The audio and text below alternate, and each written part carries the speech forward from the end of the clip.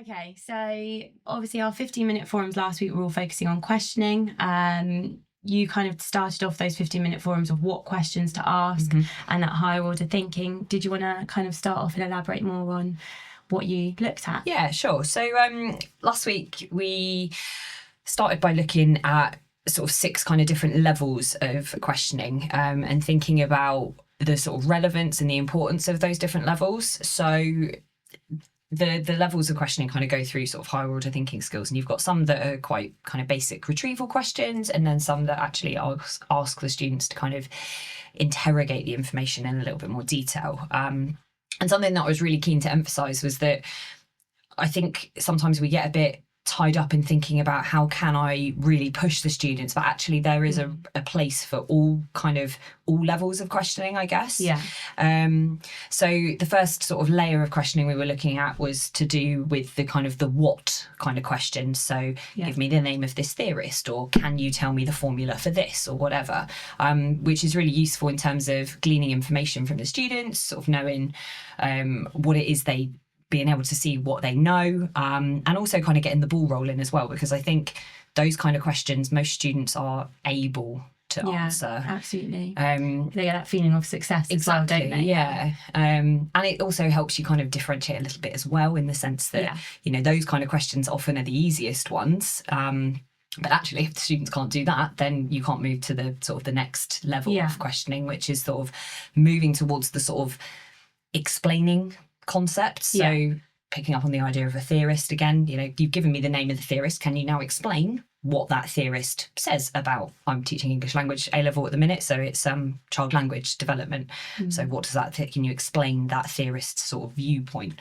And then sort of moving, and it's quite interesting because it does kind of, certainly for English anyway, it echoes what's on the mark scheme, in the sense that, you know, those you're not able really to get out of sort of level 2 out of kind of 5 sort of bands of answer when you're doing those kind of explain and sort of naming theorists. But it's then the analysing and the evaluating that then becomes more kind of important, I guess, for those higher grades. And so I try really hard to kind of echo that with my questioning, in the sense that, you know, can you evaluate the strengths and weaknesses of this theory now that you've told me what the theory says?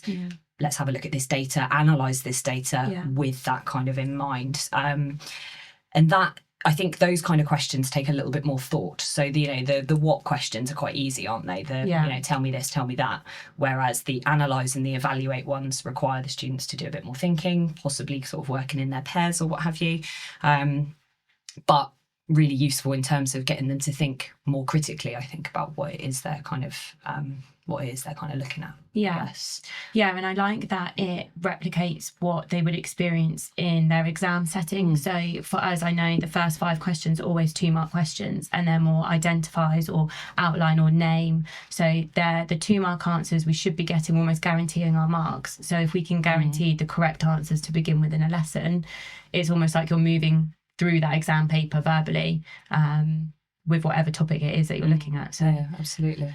Yeah, no, I really like that. I think if I was to pose a question to you, what do you think the best chocolate in the Quality Street tin is? I like the purple one. The purple one? Yeah, nice. What if I took that one away? I'd be really sad. What would become your favourite then? The green triangle, that one's quite good. Or the orange one with the not the cream one, that's horrible. So suppose we knew that in the purple chocolate there were 10 times more calories in it than any of the others, would that still be your favourite? Yeah, probably, to be honest. Why do you think that would be? I don't know. It's the like hazelnut and the caramel, and you know there aren't very many of them. I think that's also what it is. You open that tin up and you look and you go, where are the purple ones? Or it's like when you look at the the celebrations, I'm always looking for the Maltesers, and there's never enough when there's like hundreds of Mars bars.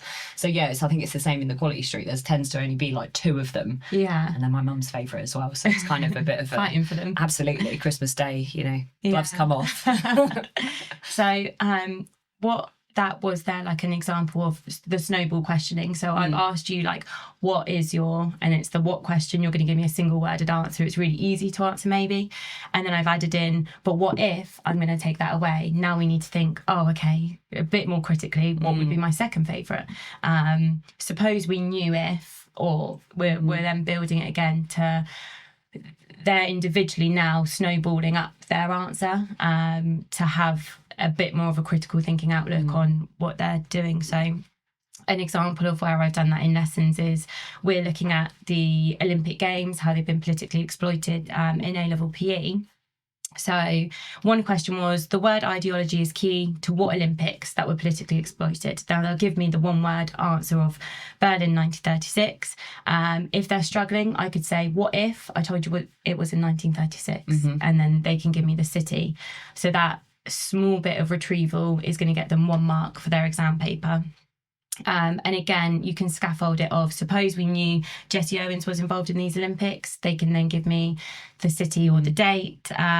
What would the keyword in the question change to if I said Munich 1972? So rather than ideology, can they give me the keyword? And they're building their answers to, if the exam question asks them about these Olympics or those Olympics, can they give me the city, the date? Can they give me the keyword? So it's like that snowball effect of, we're going to hopefully have a snowman by the end of it. And then at the end of the lesson, if you give them the exam question, they should be able to at least give you some keywords that might get them a few marks in their answer. So they're never going to get a 0 mark, hopefully, if they can almost word association with their snowballs. I think it's really useful, the idea of sort of almost getting them to preempt potential exam questions and exam responses, because quite often, I mean, I suppose for a subject like yours where there are those sort of smaller form answers, they could be almost an infinite number of those kind of questions. And so being able to ask those sort of questions in class, I think, is really useful, because it gets them thinking about the potential kind of way into those sort of more straightforward questions, I guess. Yeah. And I think to flip it into a vocational setting, if we're asking like the follow-up questions to get a more thoughtful response and a more honest response, they're not then just sticking to the model I provide them, because it's such a bugbear of, I've given the model to scaffold or to kind of show you what I'm expecting. But then if they're just sticking with that, they're never thinking outside of the box of what else it could mean. In vocational, you've got more scope to make it individual, to give your own opinion maybe, or to have a bit more of a subjective side rather than following a mark scheme. So the follow-up questions of what if, suppose we knew, what would you change if, and it gets them to think, and they're like, oh, okay, maybe I didn't think of it like that. And you can have it as like a discussion. They could do it on whiteboards, they could do it in pairs, but again, it's the different questions to kind of get a different response. And I guess you can train them up a little bit as well. You know, when you first have your class, you might sort of do a lot more kind of paired work and a lot more on the whiteboards, but then sort of when they're getting towards maybe the end of the first year or the end of the second year, where you know they're going to be going into those exams, you will have trained them up to be able to be that bit more evaluative and maybe just sort of pitch straight in and kind of go, okay, so and so, you know, what is whatever, or what if this, and I think that could be quite useful. Yeah. And I think it's all preparation for then becoming an academic when they go to university. There's such a gap sometimes between college and university. So if we can get them to be critical now with the questions that we give them, we almost have to be critical ourselves. Yeah, definitely. What questions are we asking? Do we need to have them on like a sticky note maybe of like, just make sure we ask one like this as like a prompt, or in our planners, like writing them down? Because sometimes on the spot, they're not only on the spot, but we are. Yeah. Of like, I need a more, not intense question, but more a little detailed question. More thorough. Yeah, exactly. I think that's something James said that quite often. I mean, when I was doing my 15-minute forum, we looked at Bloom's taxonomy, and create is the sort of final one. And I know I don't use create very often because it doesn't feed into directly very much what they do in many of my subjects. But it's not just, as Deb kind of rightly pointed out, it's not just about exams. It's also about kind of preparing them for the life outside of us, thinking about what they're going to do at university, or whether they're going to go into the world of work, being able to kind of take information and rehash it, or kind of regenerate it or critically engage with it, particularly in the society where we're in, where so many students, well, everybody is kind of faced with misinformation and disinformation. It's so important for the students to be able to kind of interrogate that. It's important for all of us to be able to interrogate that. And I think it's our role not just to get them to over the line for the exams, but also giving them those critical skills to be able to function in the world that we're in. It's so much more than just questioning. It is preparing them for that life outside. It's the transferable skills that they can gain from something so small in our lessons, but actually routine and continuing to do it every lesson, build that habit ready for them to take forward. So so much more than just I think that should be our soundbite for today. Questioning so much more than just inside the classroom. No, exactly. But so I think that's kind of what we covered last week with our 15-minute forums. I know James and Dave will carry on with their podcast with Sadie in terms of how to question and what students to question and different methods in that sense. So that's our podcast. That's us done. Thanks very much. Thank you.